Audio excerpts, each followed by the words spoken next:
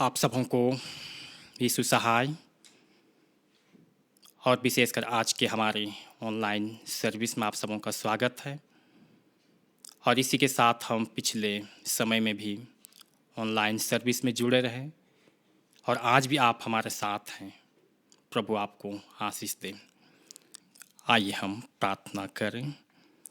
सर्वशक्तिमान जीवन का प्रभु, हम तुझे धन्यवाद देते हैं और विशेषकर प्रभु जी हम आज की सब्बात दिन में तेरे नाम की महिमा प्रशंसा करना चाहते हैं और तू हम सबों को अगुवाई दे, क्योंकि प्रार्थना सबसे बड़ी व्यवस्था और बल है जिनमें हम तुझसे बातचीत कर पाते हैं। और जितने भी हमारे बीच में प्रभु जी विधि से संबंध कार्यक्रम हैं, सब बातों को तू पूरी करने में सहायता कर, एक एक को आशीष दे, ताकि विश्वास भरे हम सभी जन तेरे नाम की आराधना और प्रशंसा कर सके और तेरे महिमा के लिए गीतों को गा सके, वचन की सेवा पूरी होने दे। उसी हमारे प्रभु यीशु ख्रिस्त के द्वारा, आमीन। आइए इसमें हम गीत 177 नंबर को गाएंगे। गीत नंबर 177।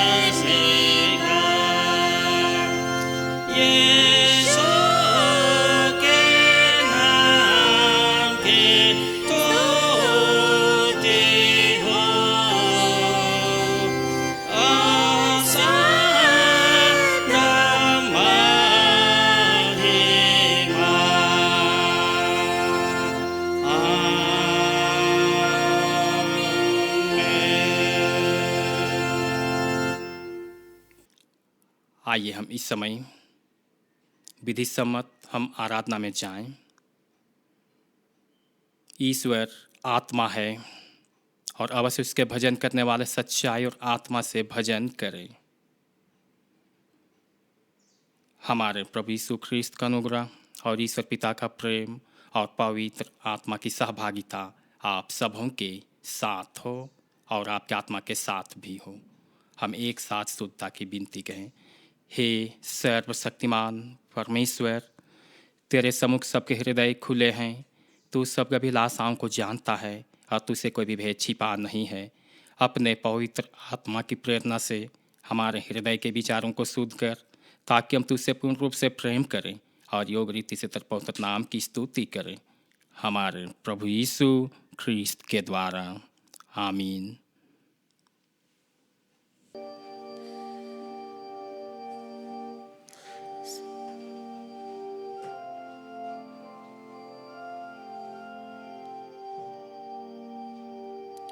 स्वर्ग में परमेश्वर की महिमा और पृथ्वी पर उसके लोगों को शांति। हे प्रभु परमेश्वर स्वर्गिक राजा, सर्वशक्तिमान पिता परमेश्वर, हम तेरी आराधना करते, तुझको धन्यवाद देते और तेरी महिमा के कारण तेरी स्तुति करते हैं। हे प्रभु यीशु ख्रीस्त परमेश्वर पिता के एकलौते पुत्र, हे प्रभु परमेश्वर, हे परमेश्वर के मेमने, तू जगत का पाप उठा ले जाता है। हम पर दया कर, तू पिता की दाहिनी ओर विराजमान है। हमारी प्रार्थना स्वीकार कर, क्योंकि केवल तू ही पवित्र है। तू ही प्रभु है, तू ही है यीशु ख्रीस्त पवित्र आत्मा के साथ, परमेश्वर पिता की महिमा में परमोच्च है। आमीन, आमीन, आमीन।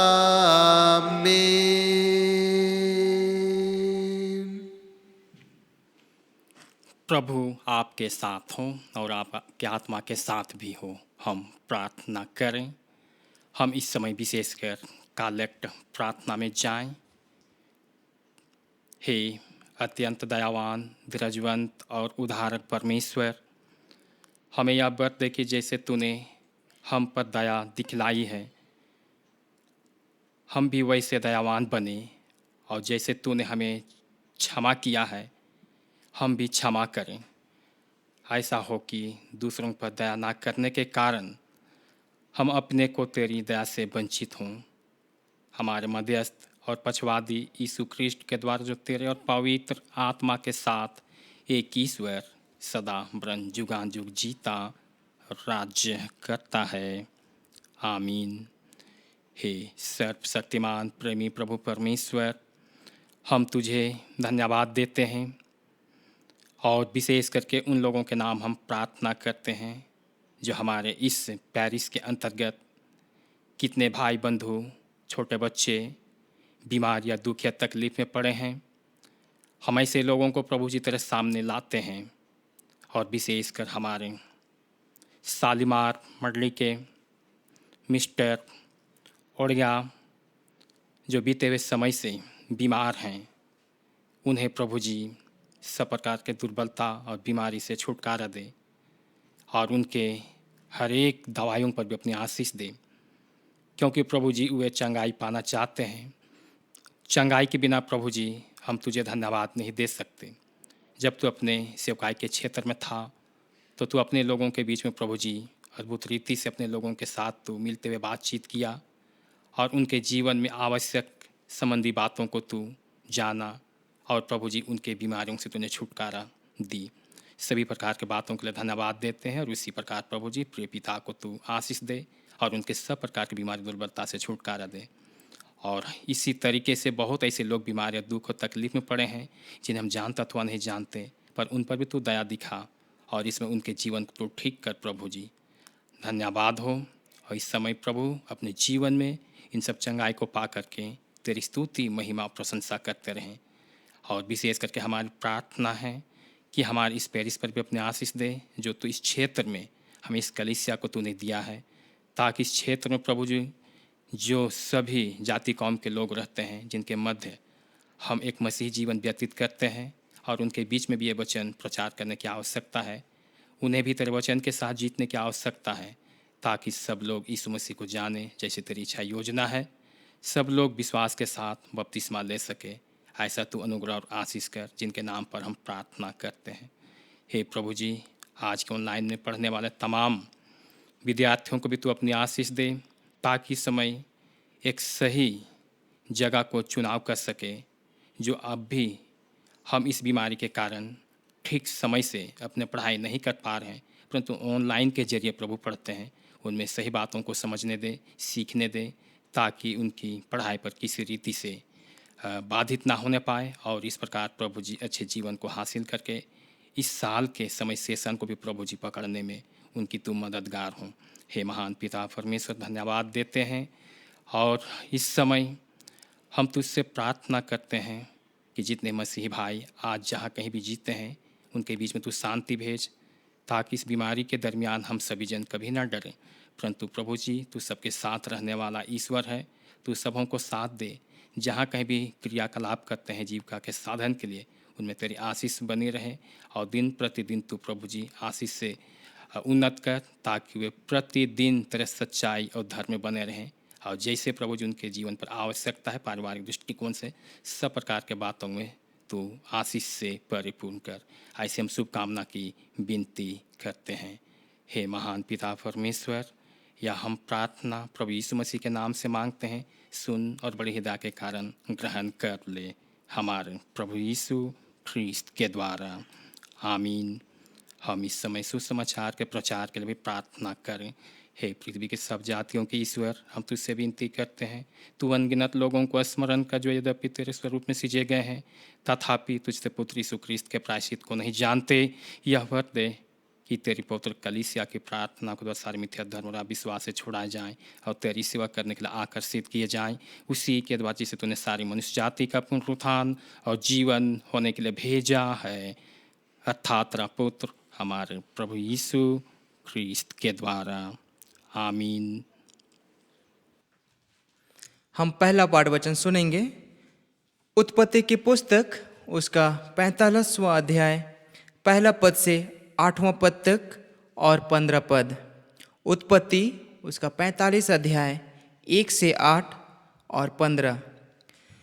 तब यूसुफ उन सब के सामने जो उसके आसपास खड़े थे अपने को और रोक ना सका और पुकार के कहा, मेरे आसपास से सब लोगों को बाहर कर दो। भाइयों के सामने अपने को प्रकट करने के समय यूसुफ के संग और कोई ना रहा। तब वह चिल्ला चिल्ला कर रोने लगा और मिस्रियों ने सुना और फिरौन के घर के लोगों को भी इसका समाचार मिला।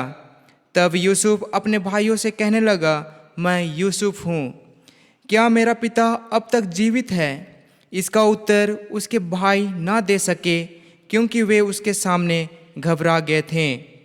फिर यूसुफ ने अपने भाइयों से कहा, मेरे निकट आओ। यह सुनकर वे निकट गए। फिर उसने कहा, मैं तुम्हारा भाई यूसुफ हूँ, जिसको तुमने मिस्र आने वालों के हाथ बेच डाला था। अब तुम लोग मत पछताओ, और तुमने जो मुझे यहाँ बेच डाला, इससे उदास मत हो, क्योंकि परमेश्वर ने तुम्हारे प्राणों को बचाने के लिए मुझे तुम्हारे आगे भेज दिया है। क्योंकि अब 2 वर्ष से इस देश में अकाल है, और अब 5 वर्ष और ऐसे ही होंगे कि उनमें ना तो हल चलेगा और ना अन्न काटा जाएगा। इसलिए परमेश्वर ने मुझे तुम्हारे आगे इसीलिए भेजा कि तुम पृथ्वी पर जीवित रहो और तुम्हारे प्राणों के बचने से तुम्हारा वंश बढ़े। इसी रीति अब मुझको यहाँ पर भेजने वाले तुम नहीं, परमेश्वर ही ठहरा। और उसी ने मुझे फिरौन का पिता सा और उसके सारे घर का स्वामी और सारे मिस्र देश का प्रभु ठहरा दिया है। वह अपने सब भाइयों को भी चूमकर रोया, और इसके पश्चात उसके भाई उससे बातें करने लगे। यहाँ तक यह परमेश्वर का वचन है। परमेश्वर का धन्यवाद हो। आज का ठहराया गया दूसरा पाठ वचन है 2 कुरिन्थियों उसका पहला अध्याय 23-24 और दूसरा अध्याय उसका 1 से लेकर 11 पद तक। 2 कुरिन्थियों उसका पहला अध्याय 23 और 24 और दूसरा अध्याय उसका 1 से लेकर 11 पद तक। मैं परमेश्वर को गवाह करके कहता हूँ कि मैं अब तक कुरिन्थ में इसलिए नहीं आया कि मुझे तुम पर तरस आता था। यह नहीं कि हम विश्वास के विषय में तुम पर प्रभुता जताना चाहते हैं, परंतु तुम्हारे आनंद में सहायक हैं, क्योंकि तुम विश्वास ही से स्थिर रहते हो। मैंने अपने मन में यही ठान लिया था कि फिर तुम्हारे पास उदास ना आऊं, क्योंकि यदि मैं तुम्हें उदास करूं तो मुझे आनंद देने वाला कौन होगा? केवल वही जिसको मैंने उदास किया। मैंने यही बातें तुम्हें इसलिए लिखी कि कहीं ऐसा ना हो कि मेरे आने पर जिनसे मुझे आनंद मिलना चाहिए मैं उनसे उदास हूँ, क्योंकि मुझे तुम सब पर इस बात पर भरोसा है कि जो मेरा आनंद है वही तुम सबका भी है। बड़े क्लेश और मन के कष्ट से मैंने बहुत से आंसू बहा बहा कर तुम्हें लिखा था, इसलिए नहीं कि तुम उदास हो, परंतु इसीलिए कि तुम उस बड़े प्रेम को जान लो जो मुझे तुमसे है। यदि किसी ने उदास किया है तो मुझे ही नहीं, वरन कि उसके साथ बहुत कड़ाई ना करूं। कुछ कुछ तुम सबको भी उदास किया है। ऐसे जन के लिए यह दंड जो भाइयों में से बहुतों ने दिया बहुत है। इसलिए इससे भला यह है कि उसका अपराध क्षमा करो और शांति दो, ना हो कि ऐसा मनुष्य बहुत उदासी में डूब जाए। इस कारण मैं तुमसे विनती करता हूँ कि उसको अपने प्रेम का प्रमाण दो, क्योंकि मैंने इसलिए भी लिखा था कि तुम्हें परख लूँ कि तुम मेरी सब बातों के मानने के लिए तैयार हो कि नहीं। जिसका तुम कुछ क्षमा करके उसे मैं भी क्षमा करता हूँ, क्योंकि मैंने भी जो कुछ क्षमा किया, यदि किया हो तो तुम्हारे कारण मसीह की जगह में होकर क्षमा किया है, कि शैतान को हम पर दाव ना चले, क्योंकि हम उसकी युक्तियों से अनजान नहीं। यह परमेश्वर का वचन है। परमेश्वर का धन्यवाद हो। हम इसमें और एक गीत गाएंगे, 188 नंबर गीत 188।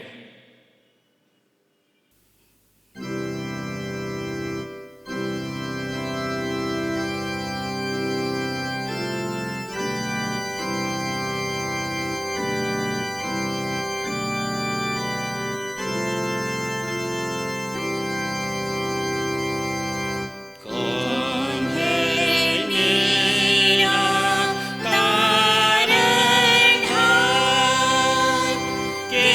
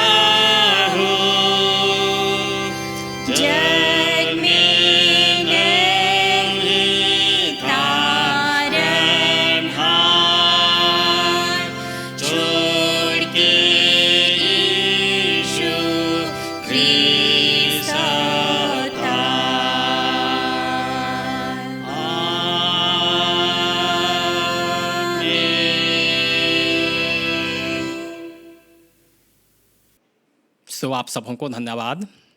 और आज के इस वचन के साथ हमारे बीच में रेवरेंड संजय तिग्गा वचन लिए हुए हमारे बीच तक आते हैं। और ये आपको पता है कि आपके हटियादुर्गा पेरिस में रह चुके हैं, परंतु इसमें कैथेड्रल के प्रीस्ट हैं, जहाँ पर आप इनसे प्रतिदिन शायद तो नहीं मिलते, लेकिन इनको ज़रूर पहचानते हैं। आप हमारे बीच में हैं और उनको मैं आमंत्रित करता हूँ कि हमारे बीच में प्रभु के वचन को रखेंगे और आप तक अच्छे संदेश के रूप में पहुँचाएंगे। ये हमारी उम्मीद और विश्वास है। सो इन्हीं शब्दों के साथ आपका स्वागत है। आप हमारे बीच में आइए और इसमें अपने लोगों के बीच में प्रभु के वचन को आप अवश्य रखिए, ताकि सुनकर हर एक लोगों को लाभ पहुँचे। सो मैं धन्यवाद करता हूँ। प्रभु आप सबों के साथ रहे और आपके साथ भी। पवित्र मत्ती रचित सुसमाचार के 18वें अध्याय में लिखा है और उसके 21वें पद से पवित्र सुसमाचार आरंभ होता है। हे प्रभु यीशु ख्रिस्त, तेरी महिमा हो। तब पतरस ने पास आकर यीशु से कहा, हे प्रभु, यदि मेरा भाई अपराध करता रहे तो मैं कितनी बार उसे क्षमा करूं? क्या 7 बार तक? यीशु ने उससे कहा, मैं तुझसे यह नहीं कहता कि 7 बार तक, वरन 7 बार के 70 गुने तक। इसलिए स्वर्ग का राज्य उस राजा के समान है जिसने अपने दासों से लेखा लेना चाहा। जब वह लेखा लेने लगा तो एक जन उसके सामने लाया गया जो 10,000 तोड़े का कर्जदार था। जब चुकाने को उसके पास कुछ ना रहा तो उसके स्वामी ने कहा, यह और इसकी पत्नी और बाल बच्चे और जो कुछ इसका है सब बेचा जाए और कर्ज चुका दिया जाए। इस पर उस दास ने गिरकर उससे प्रणाम किया और कहा, हे स्वामी, धीरज धर, मैं सब कुछ भर दूंगा। तब उस दास के स्वामी ने तरस खाकर उसे छोड़ दिया और उसका कर्ज भी क्षमा कर दिया। परंतु जब वह दास बाहर निकला तो उसके संगी दासों में से एक उसको मिला जो उसके 100 दिनार का कर्जदार था। उसने उसे पकड़कर उसका गला घोंटा और कहा, जो कुछ तुझ पर कर्ज है उसे भर दे। इस पर उसका संगी दास गिरकर उससे विनती करने लगा, धीरज धर, मैं सब भर दूंगा। उसने ना माना, परंतु जाकर उसे बंदीगृह में डाल दिया कि जब तक कर्ज भर ना दे तब तक वहीं रहे। उसके संगी दास यह जो हुआ था देखकर बहुत उदास हुए और जाकर अपने स्वामी को पूरा हाल बता दिया। तब उसके स्वामी ने उसको बुलाकर उससे कहा, हे दुष्ट दास, तूने जो मुझसे विनती की तो मैंने तेरा वह पूरा कर्ज क्षमा कर दिया। इसलिए जैसे मैंने तुझ पर दया की, वैसे ही क्या तुझे भी अपने संगी दास पर दया करना नहीं चाहिए था? और उसके स्वामी ने क्रोध में आकर उसे दंड देने वाले के हाथ में सौंप दिया कि जब तक वह सब कर्ज भर ना दे तब तक उनके हाथ में रहे। इसी प्रकार यदि तुम में से हर एक अपने भाई को मन से क्षमा ना करेगा तो मेरा पिता जो स्वर्ग में है तुमसे भी वैसा ही करेगा। यह ख्रिस्त का सुसमाचार है। हे प्रभु यीशु ख्रिस्त, तेरी स्तुति हो। हे परमेश्वर पिता, वरदान दे कि तेरा वचन हमारे पाँव के लिए दीपक और हमारे मार्ग के लिए उजियाला हो। जब भी कि तू अपने वचनों के द्वारा हमसे बातचीत करना चाहा है, वचन का आशीर्वाद दे, पवित्र आत्मा का नेतृत्व दे। वक्ता श्रोता हम सब तेरे हाथों में सौंपे जाते हैं। वरदान दे, जो वचन तू हमें बतलाता है, वचन की मांग को हम पूरा करने वाले बने और तेरी ओर से एक चमकवान मसीही हम सब बन सके। हमारे प्रभु यीशु ख्रिस्त के नाम से, आमीन। यदि तुम मनुष्य के अपराध क्षमा करोगे तो तुम्हारा स्वर्गीय पिता भी तुम्हारे अपराध क्षमा करेगा, और यदि तुम मनुष्य के अपराध क्षमा ना करोगे तो तुम्हारा स्वर्गीय पिता भी तुम्हारे अपराध क्षमा ना करेगा। मत्ती 6:14 और 15। आज की संगति के लिए जो परमेश्वर ने हम सबको दिया है उसका गुणानुवाद हो। यह परमेश्वर का प्यार है, परमेश्वर का उपकार है और उसकी ओर से हम सब के लिए स्वर्गीय उपहार है जो उसने दिया है कि ज़िंदगी का एक महत्वपूर्ण हिस्सा हम प्रभु के चरणों में बैठ कर के व्यतीत करें। और निश्चित रूप से जो प्रभु के करीब बैठते हैं, परमेश्वर पिता उन्हें कभी भी खाली हाथ वापस नहीं भेजता है। वचन की संगति में, सेवकाई में उपस्थित मेरे सभी प्रियजन, आज पूरा संसार जिस दौर से गुजर रहा है अनभिज्ञ हम नहीं हैं, लेकिन ऐसी परिस्थिति में भी परमेश्वर अपने स्वर्गिक सेवाओं को हम सब के जीवनों से कम नहीं किया है और अपनी स्वर्गिक सेवा उपलब्ध कराते हुए आज हम सबों को फिर से एक अवसर दिया है कि हम वचन के साथ जुड़े। हमारे लिए बड़ी सौभाग्य की बात होती है कि हम प्रति सप्ताह वचनों में से अलग अलग विषय वस्तु पर बातचीत करते हैं और कुल मिलाकर ये कहा जा सकता है कि परमेश्वर हमें अपने आत्मिक भोजन मंच पर बैठाता है और अद्भुत और अलग अलग तरीके से हमारे जीवन को शारीरिक आत्मिक रूप से तंदुरुस्ती देने के लिए, वरन सर्वांगीण रूप से मजबूती देने के लिए आत्मिक भोजन वस्तुओं से वो हमें तृप्त करता है और आज भी वह हम सबों को तृप्त करना चाहा है। और ये विदित है, सत्य है कि वचन जो है हमें जीने की कला सिखलाता है। आज हम वचन की संगति में से जुड़ रहे हैं और परमेश्वर वचनों के द्वारा से हमें बतलाना चाहा है कि जो लोग दूसरों को क्षमा नहीं करते उनको भी क्षमा नहीं किया जाएगा। जीने का एक तरीका, मसीहा के साम्राज्य में बने रहने का एक तरीका परमेश्वर अपने वचन के द्वारा से बतला रहा है। हम अपने व्यवहारिक जीवन में जीते हैं तो हम देखते भी हैं, सुनते भी हैं, टिट फॉर टैट, जैसे को तैसा, आंख के बदले आंख, दांत के बदले दांत। लेकिन परमेश्वर हम सबके जीवनों से ऐसा नहीं चाहता है। जब यहाँ क्षमा की बात है तो परमेश्वर हमें बतलाता है कि क्षमा समस्त मानव जाति के लिए परमेश्वर और यीशु की ओर से एक दान है और मनुष्यों के लिए सुपर मॉडल है, जिसको प्राप्त करने से और दूसरों को भी इसमें शामिल करने से जीवन को एक नया आयाम मिल जाता है। उदाहरण के लिए जो कि सत्य है और विदित है कि हम मानव जाति अनंत मौत के हकदार थे, लेकिन परमेश्वर ने हम सबको माफ़ किया, हमारे गुनाहों को उसने दरकिनार कर दिया। और फिर उसका क्षमा करने का तरीका कैसा था? उसने यीशु मसीह को हमारे लिए दे दिया और यीशु मसीह ने हमारे लिए क्या किया? सेवकाई के दिनों में उसने व्यभिचारिणी स्त्री को क्षमा किया, क्रूस पर चढ़ाने वालों को क्षमा किया। जब यीशु मसीह के बदन से अविरल मात्रा में रक्त की धाराएं बह रही थी, ऐसे समय में भी उस अपने सताने वालों को उसने क्षमा करके हमें क्षमा करने हेतु एक सुपर नमूना और मॉडल उसने हमारे लिए दे दिया। इस तरह से क्षमा करने का जीवंत नमूना उसने हमारे लिए दिया और हमें क्षमा करने के लिए आज भी उत्साहित करता है, प्रेरित करता है। वचन की सेवकाई में मेरे सभी अजीजों, सामाजिक, पारिवारिक या संसार का जीवन जीने के लिए एक मापदंड होता है। परिवार में कायदे कानून होते हैं, समाज में नियम होते हैं, देश में संविधान होता है। उसी तरह परमेश्वर के साम्राज्य में जीने और बने रहने के लिए एक मापदंड है और हम जानते वो मापदंड हमारे लिए क्या है? 10 आज्ञाएं हैं। लेकिन परमेश्वर की रहनुमाई देखिए, रहमत देखिए, दया देखिए, 10 में से भी हम सबों को छूट देते हुए उसने 2 में हमें ला करके खड़ा कर दिया है। और उसी धारा के तहत एक अंश है, एक पाठ है, एक आर्टिकल है और वह है क्षमा करना। आज परमेश्वर हमें मौका दिया है कि कैसे हम मसीह में जीने की कला को सीखें और उसमें हम बने रहें। वह मापदंड जो हमें परमेश्वर के साम्राज्य में हमेशा खड़ा करके रख सकता है। जो लोग दूसरों को क्षमा नहीं करते उनको भी क्षमा नहीं किया जाएगा। हम दूसरों को कब क्षमा कर सकते हैं, कैसे क्षमा कर सकेंगे? जब हम जानेंगे कि क्षमा एक आश्चर्य कर्म है। हम सबको ये जानना होगा कि फॉरगिवनेस इज अ मिराकल।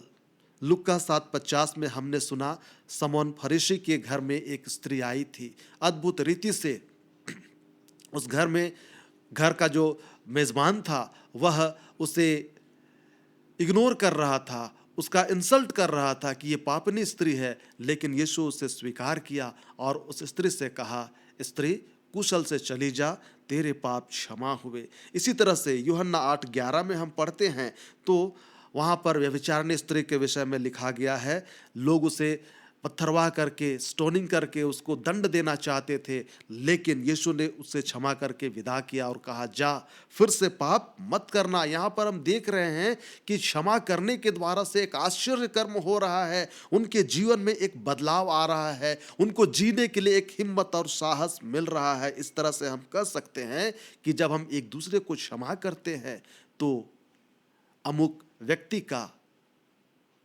जीवन में एक नयापन सा आ जाता है, उनको जीने के लिए बल मिलता है। हम याद करेंगे जब हमारा प्रभु यीशु इस संसार में आया तो उसने लोगों के दुख दूर किए, उनको शांति दी, रोगियों को चंगाई दी, मृतकों को जिलाया, अंधों को रोशनी दी। परंतु इन सबसे बड़ा मिराकल जो प्रभु ने किया वह यह कि उसने लोगों के पापों को क्षमा किया। यह आश्चर्य कर्म या मिराकल इसलिए कहा जा सकता है क्योंकि आज हमारी सबसे बड़ी जरूरत है अपराधों की क्षमा, गुनाहों की माफ़ी, एक दूसरे को माफ़ करना। आज एक दूसरे को क्षमा नहीं कर पाने के कारण से परिवार बिखर रहा है। आज एक दूसरे को माफ़ नहीं कर पाने के कारण से महिला हिंसा और पीड़न में निरंतर वृद्धि हो रही है। आज एक दूसरे को क्षमा नहीं कर पाने के कारण से आपराधिक घटनाएं दिनों दिन बढ़ता ही जा रहा है। मेरे प्रियजन, जब हम एक दूसरे को क्षमा करते हैं, जब एक दूसरे को क्षमा किया जाता है तो एक स्वस्थ संरचना का, स्वस्थ परिवार का, स्वस्थ समुदाय और समाज का निर्माण होता है।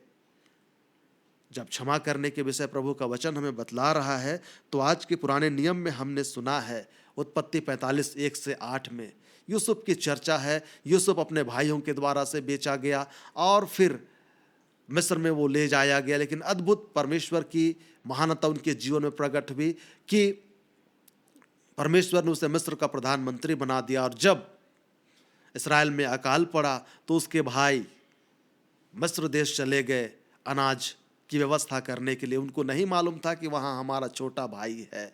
जब यूसुफ अपने भाइयों को देखता है वह पहचान लेता है और उसके भाई भी उसे पहचान लेते हैं, लेकिन वो डरते हैं, हमने अपने भाई के साथ इस तरह का व्यवहार किया था, लेकिन आज हमें इनके कदमों में झुकना पड़ रहा है। किंतु उस तरह का सोच यूसुफ नहीं रखा और उसने कहा, मेरे निकट आओ। ये बहुत बड़ा आह्वान था यूसुफ के द्वारा से अपने भाइयों के लिए। हम कह सकते हैं कि जब हम दिल से क्षमा करते हैं ना तो लोग हमारे करीब आते हैं, एक मित्रवत रिश्ता का निर्माण और आगाज हो जाता है। हम अपने व्यवहारिक जीवनों में भी देखेंगे तो याद करते हैं हम उस ऑस्ट्रेलियन मिशनरी को जो ऑस्ट्रेलिया से हमारे देश और उड़ीसा के क्षेत्रों में आकर के प्रचार कर रहा था। जब 2 बच्चों समेत उसे जिंदा जला दिया गया और उनकी मृत्यु हो गई, तब ग्राहम स्टेन्स की जो पत्नी रही ग्लैडिस स्टेन्स, उसने अपने पति के हत्यारे को क्षमा करके सबको सकते में डाल दिया था। क्षमा करने के लिए एक मसीही आत्मा की जरूरत होती है। क्षमा करने के लिए एक आत्मा की अगुवाई चाहिए और वही आत्मा की अगुवाई ग्लैडिस को मिला। और जब इसने क्षमा किया, सारे लोग सकते में आ गए कि कितना बड़ा दिल है ग्लैडिस का। मेरे प्रियजन, यदि हम आज एक दूसरे को क्षमा करते हैं तो यह हमारे जीवन से एक आश्चर्य कर्म की तरह होता है और सबकी इच्छा होती है कि हमारे जीवनों से कुछ अच्छा काम हो जाए। परमेश्वर आज भी हमें मौका दिया है और वह चाह रहा है कि हम एक दूसरे को क्षमा करने सीखें। और जब हम क्षमा करते हैं तो ये हमारे द्वारा से एक आश्चर्य कर्म प्रकट होता है। दूसरी बात, आज के मूल विषय के संदर्भ में वचनों के आलोक में, क्षमा प्रेम का प्रमाण है।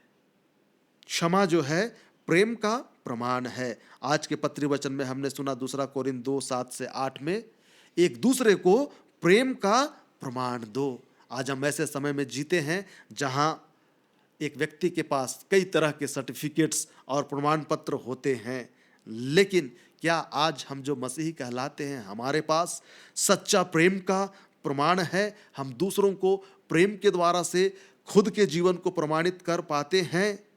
पहला पतरस हमें बतलाता है प्रेम अनेक पापों को ढांप देता है। मसीही जीवन में आगे बढ़ने के लिए जिन दो पहियों की आवश्यकता होती है वे हैं प्रेम और क्षमा।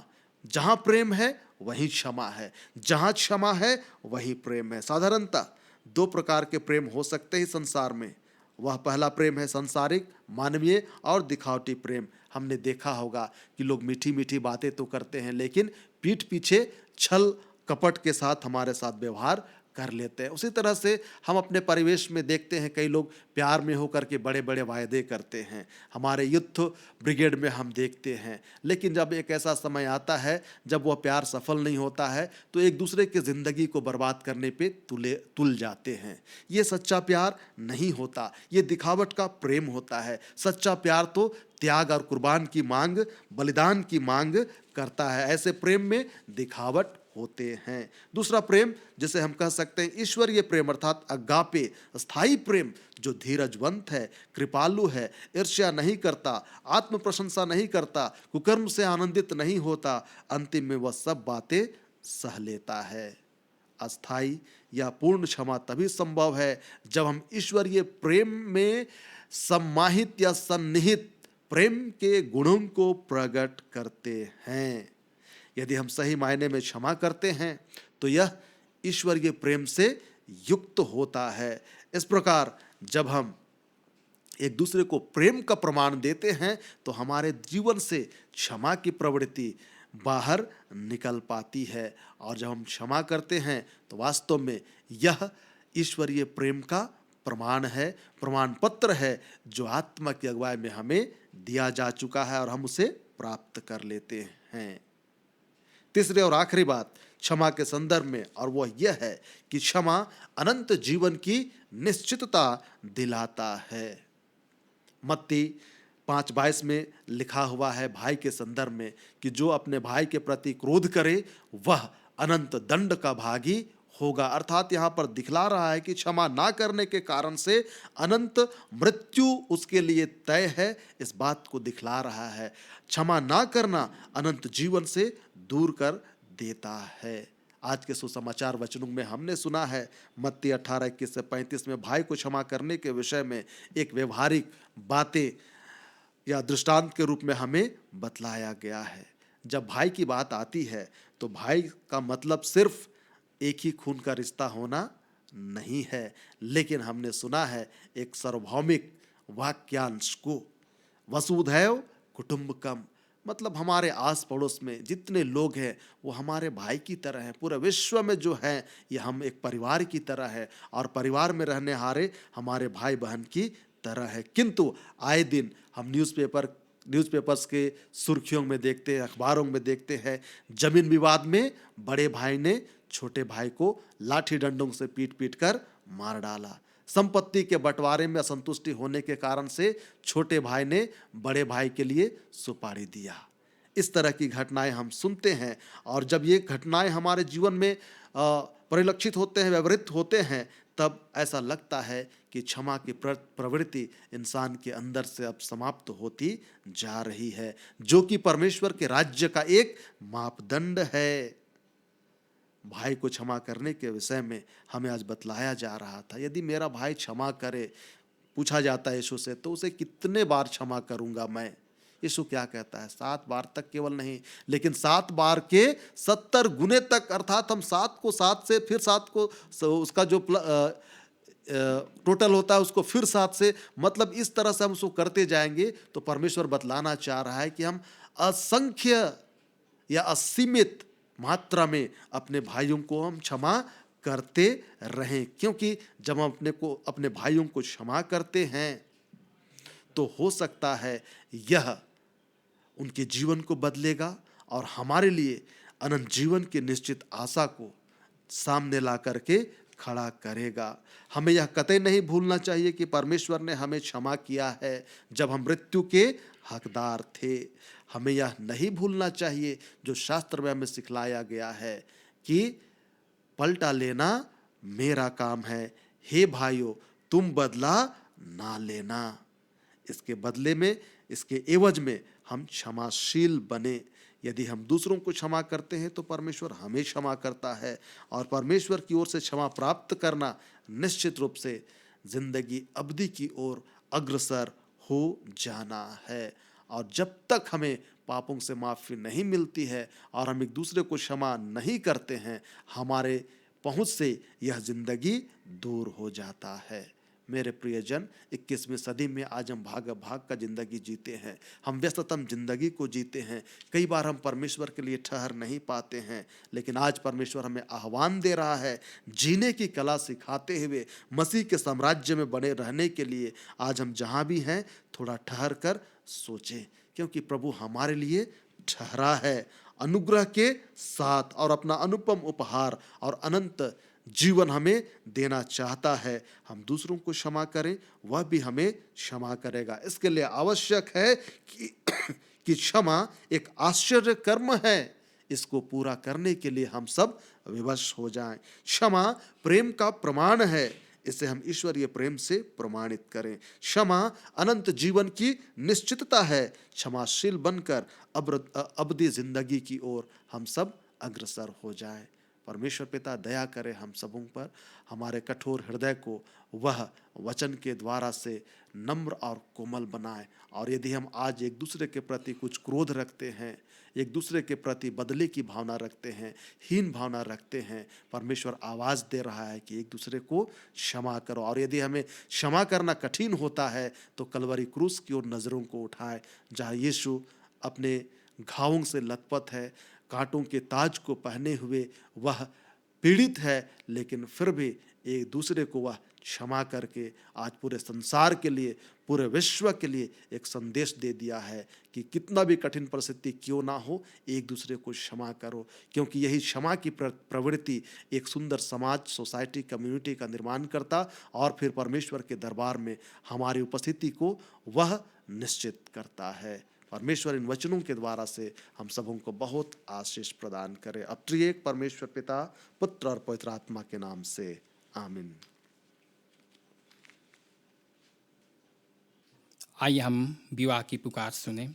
श्री प्रणय प्रणीत एक्का, कुंवारा, उम्र 27 वर्ष, पिता स्वर्गीय प्रभुदान एक्का, पता तुपुदाना, रांची, हरसेर, पेरिस, GEL कलिसिया का सदस्य, एवं सुश्री नेहा कस्तूरी लिंडा, कुंवारी, उम्र 24 वर्ष, पिता श्री अमर लिंडा, पता हवाई नगर, रांची, हटिया, धुरवा, वर्तमान हरसेर पास्टर की सदस्य।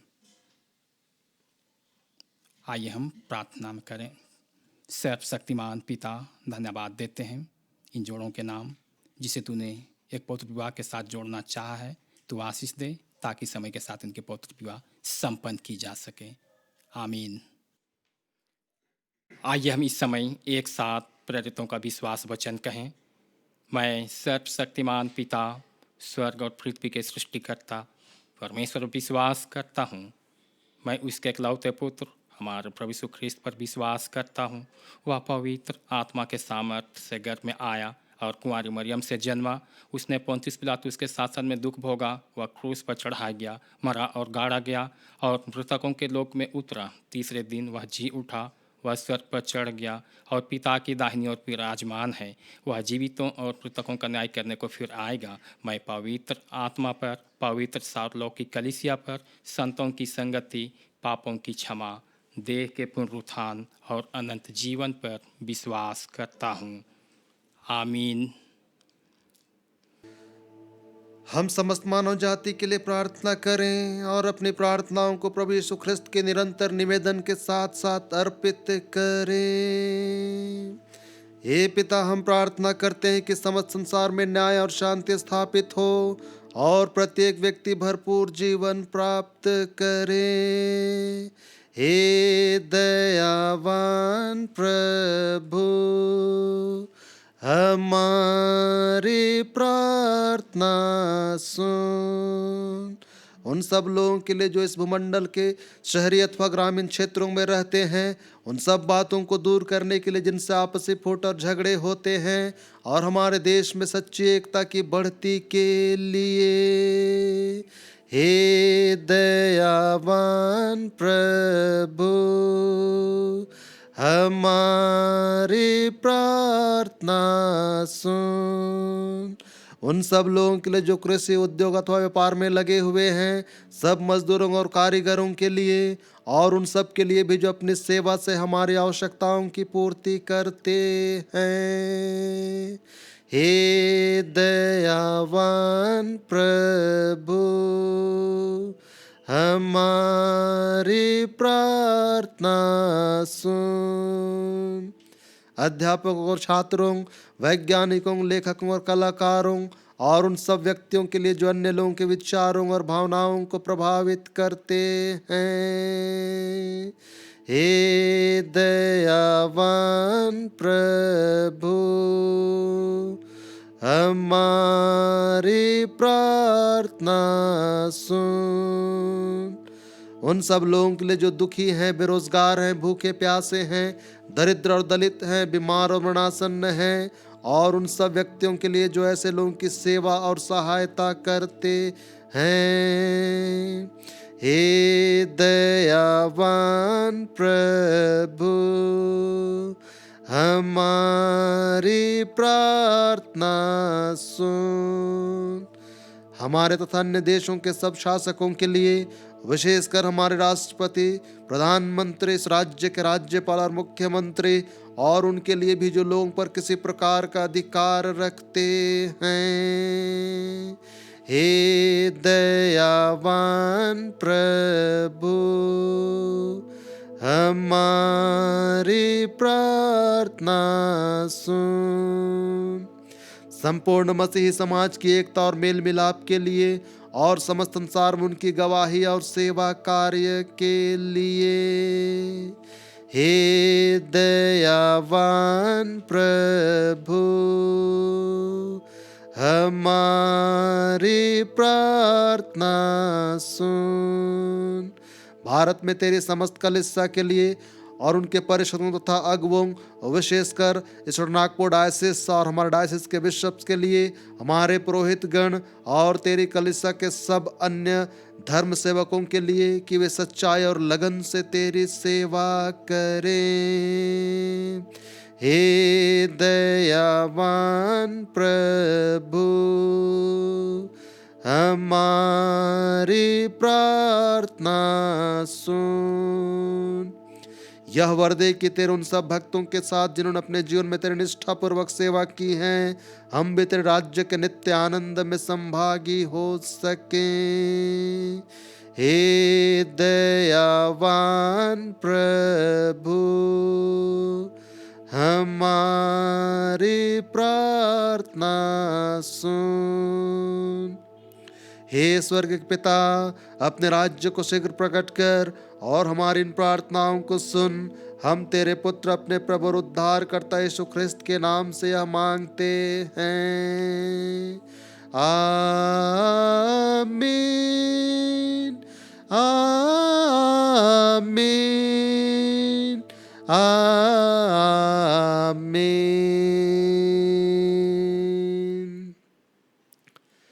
प्रिय भाई और बहनों, हमारे प्रभु यीशु ख्रिस्त ने कहा है, प्रभु हमारा परमेश्वर ही एकमात्र प्रभु है।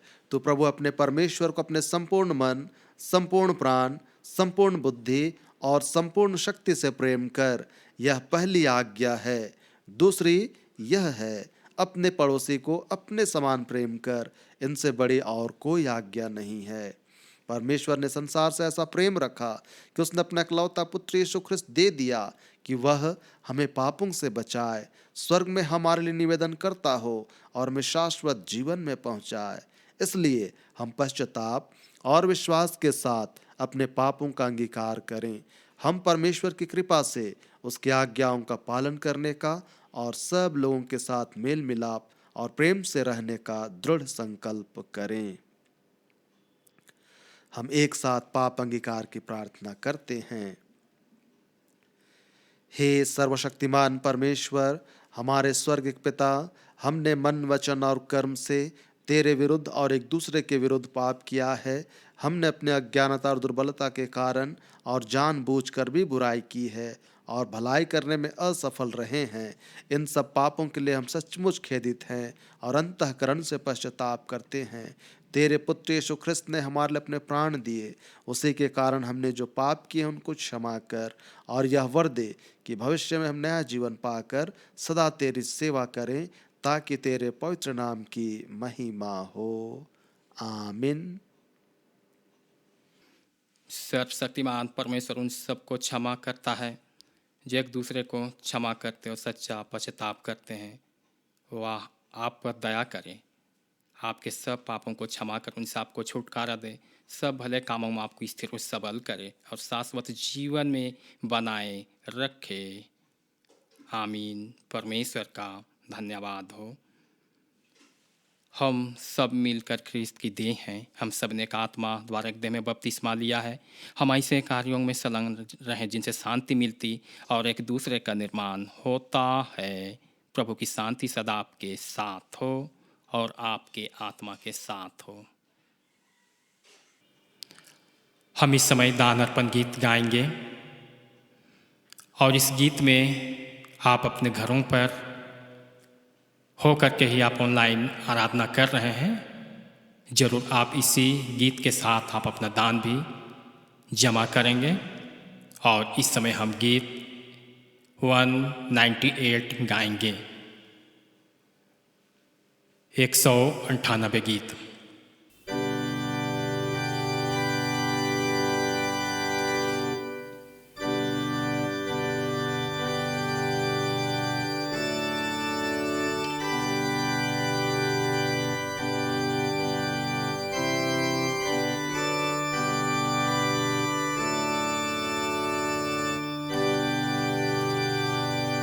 क्या मनोहर भली बात, जहाँ भाई हाथ से हाथ चलते हैं और करते प्यार, ख्रिस्त के आज्ञा अनुसार। प्रभु यीशु प्रेम की खान, प्रेम में हमको कर धनवान, जिससे जग में हो प्रकाश, कि हमने जग तेरे दास। अब एक मन में प्रेम सुलगा, प्रेम से मन और मन गठा, प्रेम सबों में मरने लो, सफल से कपट हो। यारी तारन हमने अपने परिवार,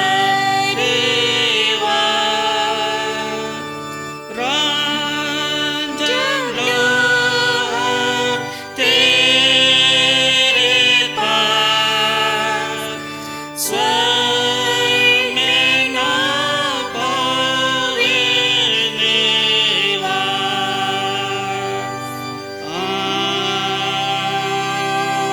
आमीन।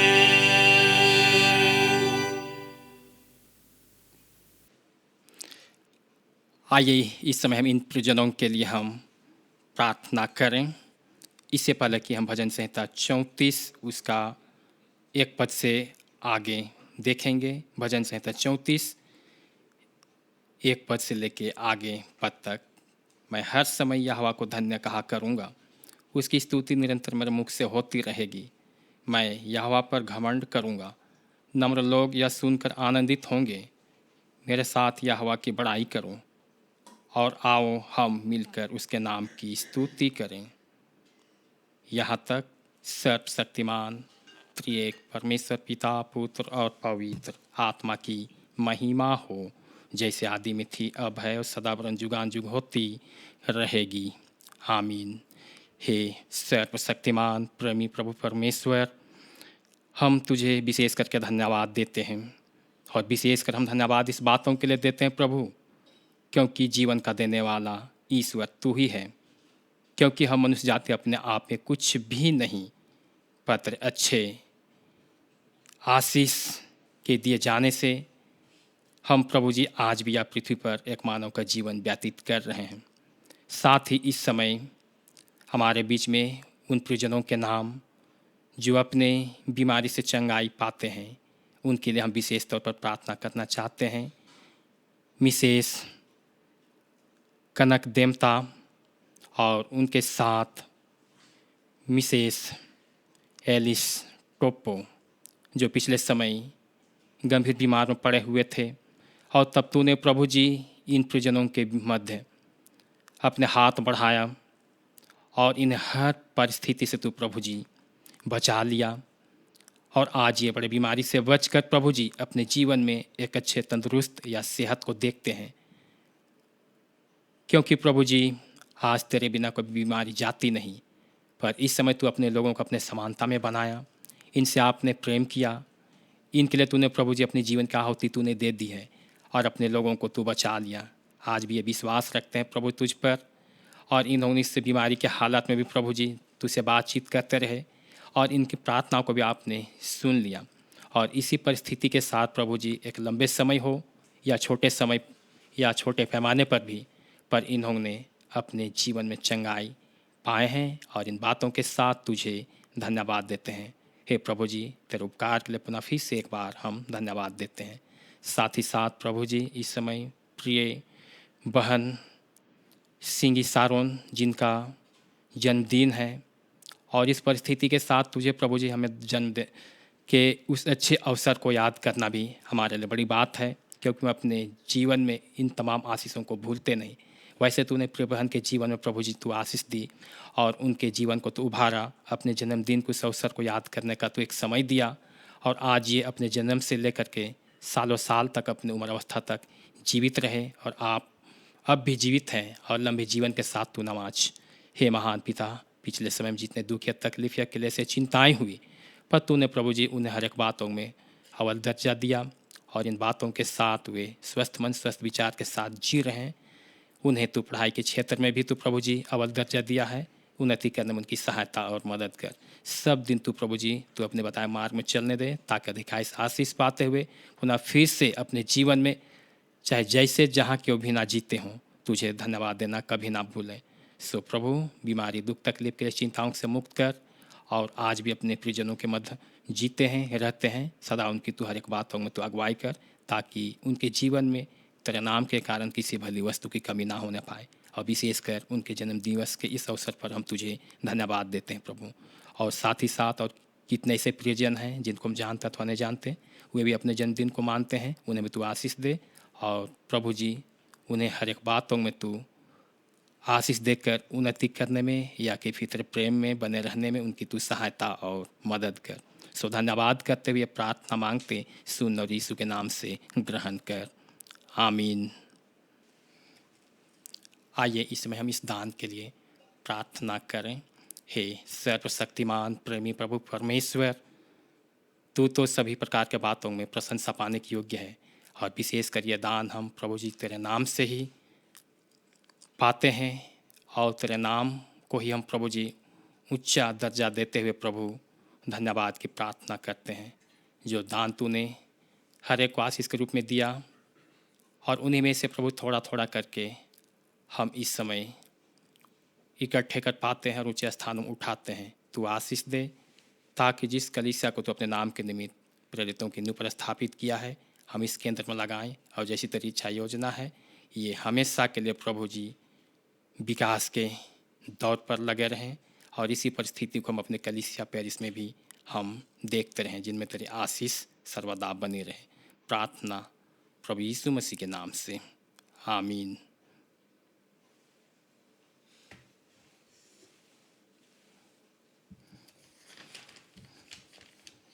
हम इस समय प्रभु की विनती एक साथ कहें। हे हमारे पिता, तू जो स्वर्ग में है, तेरा नाम पवित्र माना जाए, तेरा राज्य आए, तेरी इच्छा जैसे स्वर्ग में पूरी होती है वैसे पृथ्वी पर भी हो। हमारे दिन भर की रोटी आज हमें दे, हमारे अपराधों को क्षमा कर जैसे हमने अपने अपराधियों को क्षमा किया है, और हमें परीक्षा में ना डाल परंतु बुराई से बचा, क्योंकि राज और सामर्थ और महिमा अब वो सर्वदा तेरी है, आमीन।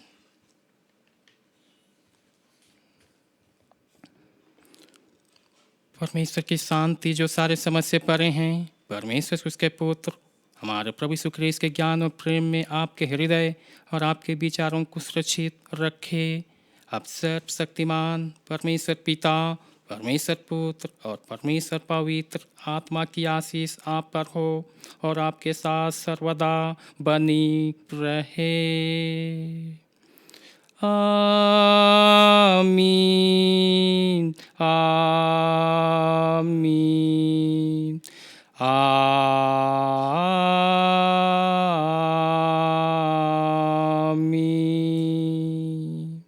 शांति से पूर्ण होकर जाइए, प्रभु यीशु मसीह से प्रेम रखिए और उनकी सेवा और संगति में लगे रहिए, ख्रीस्त के नाम में, आमीन। हम इस समय अंतिम गीत गाएंगे।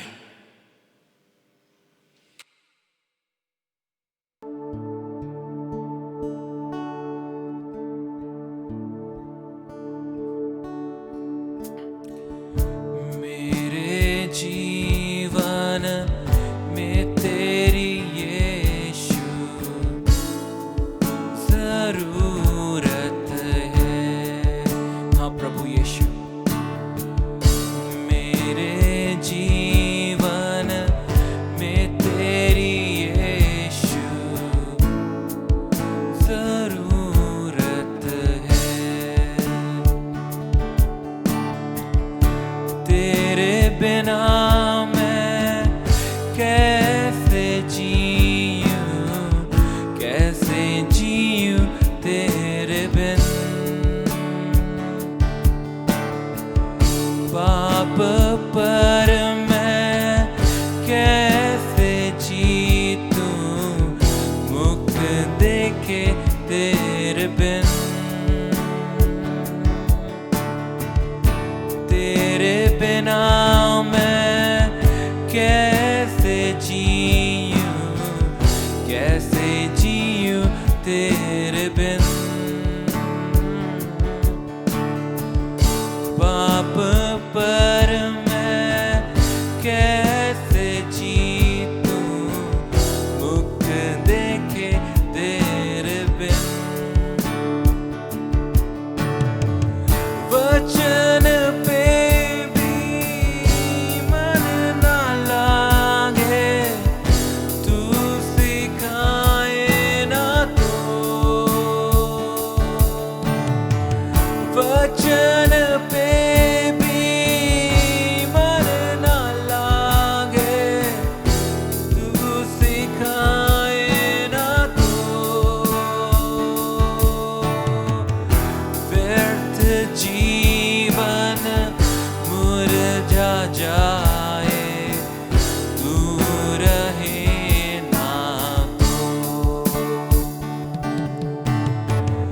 व्यर्थ जीवन मुरझा जाए, तू रहे ना तो। मेरे जीवन में प्रभु, मेरे जीवन में तेरी यीशु जरूरत है। मेरे जीवन में तेरी यीशु जरूरत है।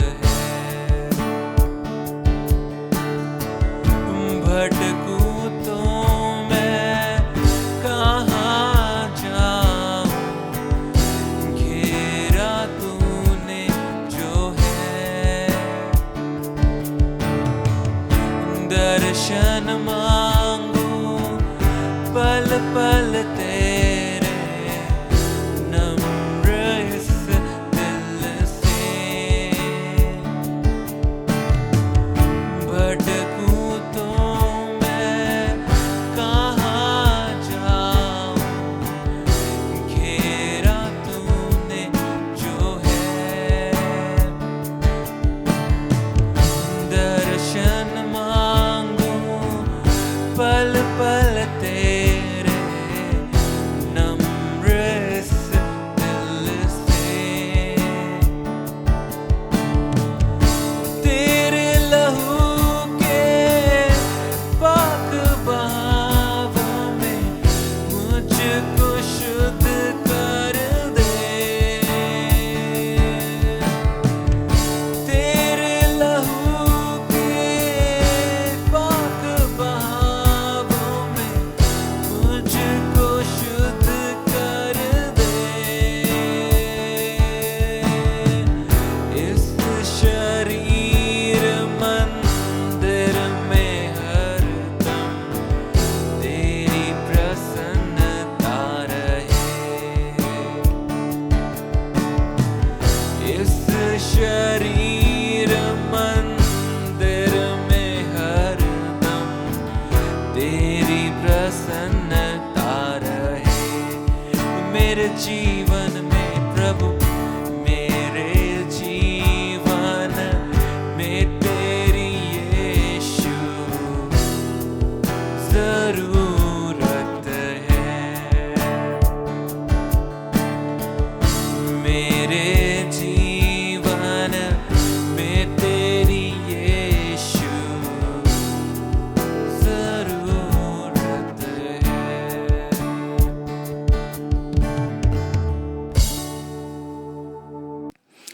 आप सबों को फिर से एक बार यीशु सहाय और विशेषकर आज के ऑनलाइन सर्विस में आप बने रहें और निश्चय है कि हम रविवार की आराधना में सम्मिलित तो होते हैं पर कई एक ऐसे प्रिय भाई बंधु हैं जो सम्मिलित नहीं हो पाते हैं हालांकि इसमें अपने घरों पर हम हैं लेकिन हम प्रभु के लिए बहुत ही आराधना के माध्यम से नज़दीक ही हैं इसलिए हम प्रभु की स्तुति प्रशंसा करना कभी ना भूलें लेकिन आप बहुत लंबे समय से ऑनलाइन सर्विस में जुड़े हैं हम सबों की ये विश्वास है और आप जुड़े रहिए अपने पूरे परिवार के साथ और इन्हीं बातों के साथ हमारी कुछ सलाह भी है कि हम इसमें बीमारी के दौर पर गुजर रहे हैं लेकिन ऐसे परिस्थिति में डरने की आवश्यकता नहीं हमें सावधानी लेने की आवश्यकता है और सावधानी के साथ अपने जगहों पर आप रहिए आप अच्छे काम में लगे रहिए समय को पहचानिए और जहाँ तक भी बन पड़े हमें प्रभु के साथ जुड़े रहने की आवश्यकता है और इन्हीं बातों में हम सबों को आशीष मिलती है आज भी हम देख रहे हैं कि हमारे बीच में इतनी बीमारियां होने के बावजूद भी